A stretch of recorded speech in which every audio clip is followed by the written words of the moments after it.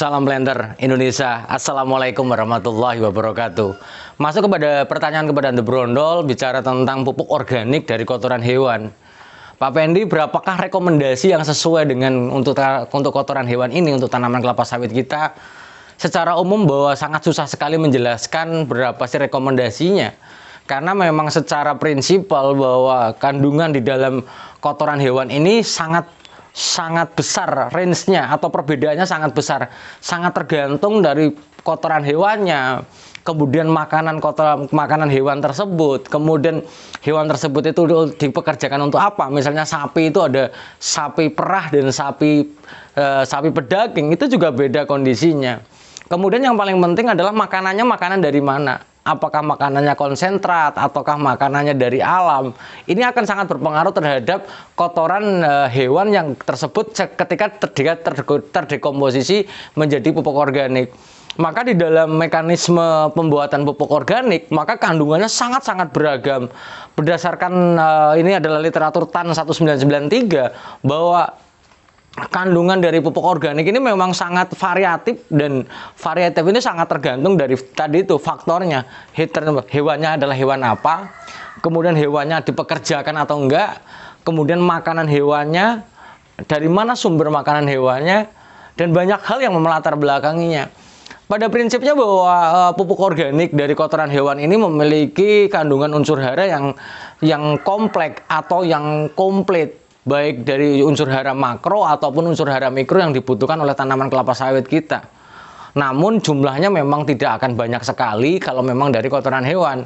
Artinya bahwa kandungannya di tabel sini saja dari literatur TAN 1993 itu mengatakan bahwa kandungannya tidak ada yang lebih daripada 2%. Hal ini memang sangat sangat dibutuhkan dalam jumlah yang sangat banyak ketika kita untuk memenuhi unsur hara untuk tanaman kelapa sawit kita. Karena masuk ke dalam sebuah diskusi, apakah pupuk organik ini bisa nggak sih menjadi salah satu atau menjadi pupuk utama untuk budidaya kelapa sawit? Tentunya sangat bisa, namun jumlahnya harus banyak. Karena bahwa ukuran dari kebutuhan unsur hara tanaman kelapa sawit itu sangat besar sekali. Sementara kandungan dari pupuk organik ini adalah rendah. Kita bisa bayangkan kandungan nitrogen dari unggas saja cuma 1,5% nitrogennya. Padahal urea ada 46%. Mungkin bisa dikatakan bisa sampai 30-an kali atau 30 kali lipat kandungan urea dibandingkan dengan unggas ini. Begitu juga dengan ZA yang kandungannya 21%. Berarti kalau dikalikan ini mungkin bisa sampai misalnya 12-an kali lipat. Hal ini menjadi pokok penting di dalam pembahasan kita, sehingga bahwa pupuk organik ini jangan diartikan bahwa tidak mampu untuk tanaman kelapa sawit kita secara full, tapi mampu tidak kita memenuhinya. Maka kali ini kita akan membahas kandungan pupuk organik dari kotoran hewan ini dan beserta alasannya.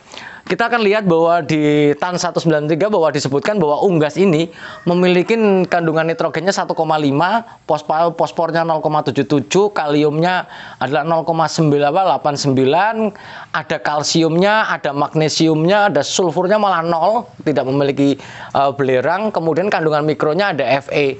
Tentu juga memiliki kandungan unsur-unsur hara yang lain, terutama unsur hara mikro. Apakah boronnya nggak ada? Ada. Walaupun angkanya hanya sepersekian persen saja dari berat dari kotoran hewan ini. Kandungan nitrogen di unggas kenapa kok bisa besar sekali? Karena memang unggas memiliki kandungan unsur hara yang besar, yang disebabkan karena bahwa bahan padatan dan bahan cairan itu terkumpul menjadi satu titik. Sehingga bahwa kandungan unsur hara nitrogen di dalam kotoran hewan unggas ini adalah memiliki nitrogen yang cukup besar, yaitu adalah 1,5%. Kemudian kambing ini memiliki nitrogen 1,28, fosfornya 0,19, kaliumnya 0,93. Lah, di sini bahwa kita bisa lihat juga kandungan nitrogennya adalah 1,89. Karena bahwa rata-rata di dalam kambing ini, terutama adalah kambing-kambing yang berada di kandang, bahwa urin juga tidak bisa lepas dari kotoran hewannya. Misalnya bahwa ketika dia sudah mengelola kotoran yang ada biasanya tercampur juga, karena sangat jarang sekali di dalam mekanisme kandang kambing ini memiliki pembuangan khusus untuk urinnya. Kemudian sapi perah di sini akan berbeda angkanya cukup jauh di dalam nitrogennya, pedaging 0,065 sementara perahnya adalah 0,53. Sementara di sini yang berbeda lagi yang cukup signifikan saya kira adalah berada di fosfornya. Kemudian kuda memiliki unsur nitrogen yang cukup besar juga adalah 0,70 dan yang memiliki juga kandungan Fe-nya. Pada prinsipnya bahwa kotoran hewan dari hewan kemudian dijadikan pupuk organik, maka bahwa kotoran hewan ini memiliki kandungan unsur hara yang relatif kompleks, baik dari unsur hara makro ke nitrogen, fosfor, kalium, magnesium, kemudian dari unsur hara mikronya itu misalnya boron, Fe, Zn dan sebagainya juga akan memilikinya walaupun angkanya sangat-sangat sedikit sekali dibandingkan dengan pupuk-pupuk kimia. Namun oleh sebab itu para planter dan para petani semuanya bahwa kita kembali lagi kepada fungsi pupuk organik, bahwa pupuk organik ini tidak hanya sebagai supplier unsur hara untuk tanaman kelapa sawit kita, bahwa yang terpenting dari pemberian pupuk organik untuk tanaman kelapa sawit kita memiliki beberapa fungsi. Yang pertama adalah membantu ketika lahan kita adalah berpasir. Kandungan pasiran di lahan pertanian kita, di lahan kelapa sawit kita, ketika dia kandungan pasirnya itu sangat tinggi, maka yang terjadi adalah bahwa kemampuan dari menahan unsur hara dan air di lahan kita itu sangat rendah sekali.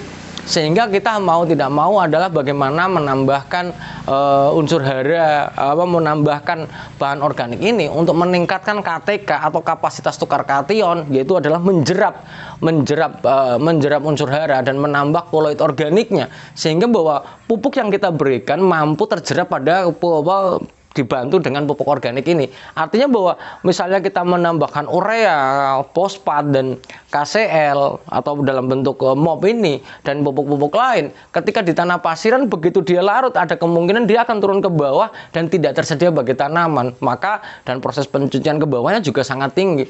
Maka ketika diberikan pupuk organik ini, kita berharap bahwa pemberian unsur hara melalui pemupukan kimia, baik urea, kemudian TSP, SP36 sampai KCl atau MOP sampai kiserit ataupun dolomit, mampu begitu dia larut, mampu terjerap pada pupuk organik ini. Jadi kita bantu dengan penjerapan dengan menggunakan koloid organik. Kemudian yang kedua, bahwa penggunaan pupuk organik bagi tanaman kelapa sawit kita juga sangat penting ketika kondisi tanah kita adalah kondisi tanah liat yang berat. Kondisi tanah liat yang berat pada tanaman ketika digunakan untuk di lahan budidaya kelapa sawit juga akan sangat berat karena pertumbuhan akar sangat dipengaruhi oleh kemampatan dari tanah itu sendiri. Ketika ditambahi dengan pupuk organik, maka kita berharap pengolahan tanahnya menjadi mudah dan pertumbuhan akarnya akan jauh lebih sempurna ketika ditambahkan dengan pupuk organik. Lah, pupuk organik juga sangat penting bagi tanaman kelapa sawit kita adalah setelah adanya penambahan pupuk organik untuk tanah liat dan kemudian kita tambahkan ke daerah perakaran sawit kita, maka pupuk organik ini secara nyata akan membantu proses penambahan kelembaban tanah, karena bahwa penambahan pupuk organik akan meningkatkan penyerapan air di tanah kita. Ketika adanya kandungan pupuk organik yang banyak, maka kondisi perakaran menjadi lembab sehingga akan merangsang pertumbuhan akar kelapa sawit menjadi lebih sempurna. Maka para petani dan para planter semuanya, ayo kita gunakan pupuk-pupuk organik ini sebagai tambahan di budidaya kelapa sawit kita. Kalau misalnya Bapak Ibu semua dan para planter semuanya yang ingin menggunakan pupuk organik ini sebagai pupuk utama di tanaman kelapa sawit kita, maka Bapak Ibu semuanya harus memenuhi kriteria yang pertama dari pupuk organik ini, yaitu adalah pupuk organik ini harus tersedia dalam jumlah yang sangat-sangat banyak. Maka harus sediakan. Kalau pertanyaannya Pak Pendi, apakah pupuk organik ini ya secara sistem itu secara mekanisme itu bisa nggak untuk pupuk utama? Jawabannya sangat bisa sekali. Pertanyaannya kembalikan lagi kepada Anda, bisa nggak menyediakan dalam jumlah yang banyak? Karena di dalam mekanisme budidaya kelapa sawit kita akan menghitung berapakah modal yang ada, modal yang kita keluarkan untuk pemberian unsur hara bagi tanaman, nanti hasilnya berapa. Karena bahwa di dalam kandungan pupuk organik ini adalah sangat tergantung dari mekanisme dekomposisinya. Ketika terdekomposisi sempurna, maka tersedia unsur hara makro dan mikro. Namun jumlahnya sedikit. Ketika kita mau menggunakan untuk kebutuhan tanaman kelapa sawit kita, maka kebutuhan kandungan yang sedikit ini harus memenuhi kebutuhan tanaman kelapa sawit kita yang membutuhkan unsur hara yang besar, maka harus tersedia. Lah, apakah ekonomis Pak Pendi? Selama Bapak Ibu semuanya memiliki peternakan sendiri, maka saya bilang itu sangat ekonomis, hanya mengeluarkan biayanya saja. Tapi bagi Bapak Ibu semuanya yang tidak memiliki peternakan dan harus membeli pupuk organik, maka jawabannya jelas sangat tidak efisien. Karena ketika kita membutuhkan pupuk organik ini dalam jumlah sampai bertonton dan kita harus membeli, belum lagi tenaga kerjanya, maka ya secara sistem tidak ekonomis. Lebih bagus kita menggunakan pupuk kimia dan gunakan pupuk organik sebagai tambahan saja, pupuk tambahan supaya pertumbuhan menjadi lebih bagus. Mungkin itu saja dulu yang dapat saya sampaikan pada kesempatan kali ini. Semoga penjelasan kali ini cukup menjelaskan pertanyaan dari Bapak Ibu dan para planter semuanya. Sebelum kita tutup, silahkan add Facebook official The Brondol, itu di sini. Bisa bersama dengan link WA yang baru di sini. Nanti ya kita akan gunakan untuk bisa mengakomodir para petani dan para planter semuanya. Jangan karena selama ini WA-nya tertumpuk, maka saya buatkan WA dan Facebook khusus untuk kelapa sawit. Karena untuk Facebook yang atas nama Pentil Effendi sudah penuh, jumlahnya 5.000, sementara pertemanan banyak.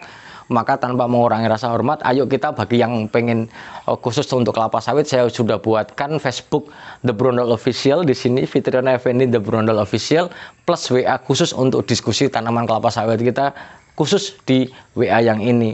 Mungkin untuk WA yang pertama yang dulu masih akan saya jawab, tapi lebih bagus khusus di kelapa sawit ini, karena bahwa dalam beberapa waktu yang mendatang khusus untuk kelapa sawit sudah saya sediakan untuk WA yang ini. Semoga bermanfaat, semoga Allah memberikan saya, Anda semuanya kesehatan dan keselamatan dan ilmu pengetahuan tanpa syarat, dan Allah memberikan rezeki yang tanpa disangka-sangka. Terima kasih, salam planter Indonesia. Assalamualaikum warahmatullahi wabarakatuh.